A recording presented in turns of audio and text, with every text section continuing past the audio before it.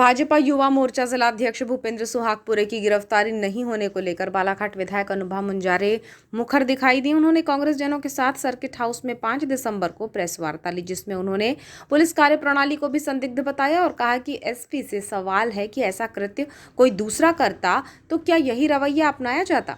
राजनीतिक दबाव की वजह से पुलिस अब तक आरोपी को गिरफ्तार नहीं कर सकी है। प्रेस वार्ता के दौरान महिला कांग्रेस ब्लॉक अध्यक्ष कांग्रेस और प्रकोष्ठ के पदाधिकारी उपस्थित थे।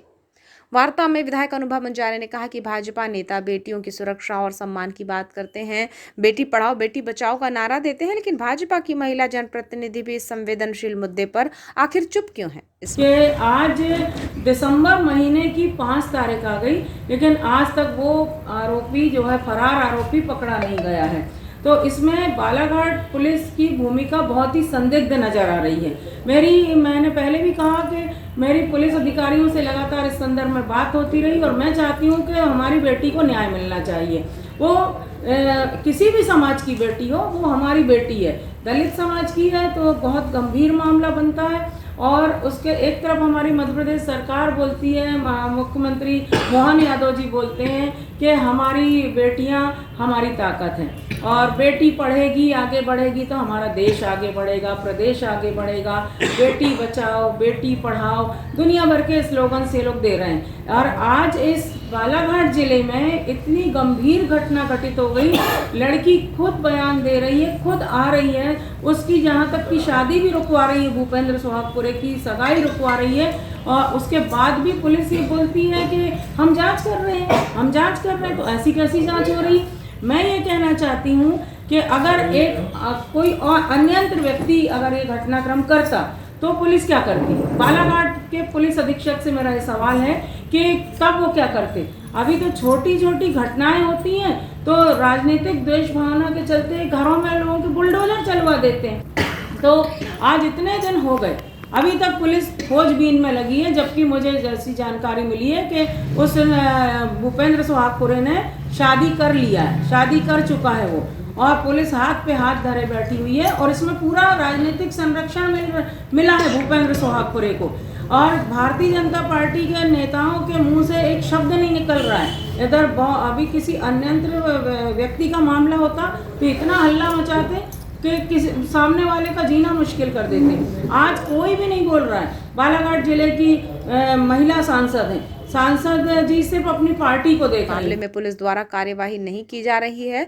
अगर कोई दूसरा होता तो उसके घर पर अब तक बुलडोजर चल गया होता। इस प्रकार भेदभावपूर्ण रवैया भाजपा अपनाती है। बरवेली की घटना का उदाहरण देते हुए विधायक अनुभा ने बताया कि वहां पर सामान्य घटना को एक तरह से बड़ा बताकर लोगों का जुलूस निकालकर अपमानित करते हुए मामले को धार्मिक और राजनीतिक रंग देने का प्रयास किया गया था। मैं कहती हूँ कि अब कहाँ है बुलडोजर। अगर कोई दूसरा बेटी के साथ इस प्रकार का कृत्य करता तो अब तक उसके घर पर बुलडोजर चल गया होता। किसी तरह का संबंध नहीं रखना चाहती, लेकिन अब मैं चाहती हूँ कि इसका भी जुलूस निकले। अभी आपको याद होगा विगत कुछ महीनों पहले बरवेली में एक छोटा सा घटनाक्रम हुआ था। एक पान दुकान में 2 लोगों का आपस में छोटा मोटा विवाद हो गया था। ठीक है, अब विवाद हुआ, उसके बाद उसको राजनीतिक रंग दिया गया, धार्मिक रंग दिया गया।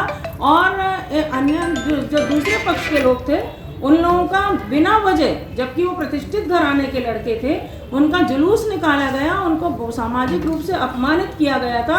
उस समय भी मैंने जो तत्कालीन एसपी थे श्री समीर सौरभ, मैंने उन पर बहुत आपत्ति दर्ज की थी, क्योंकि मैं उस समय भोपाल में थी। और मैंने कहा था कि आपने किस आधार पर उनका जुलूस निकाला।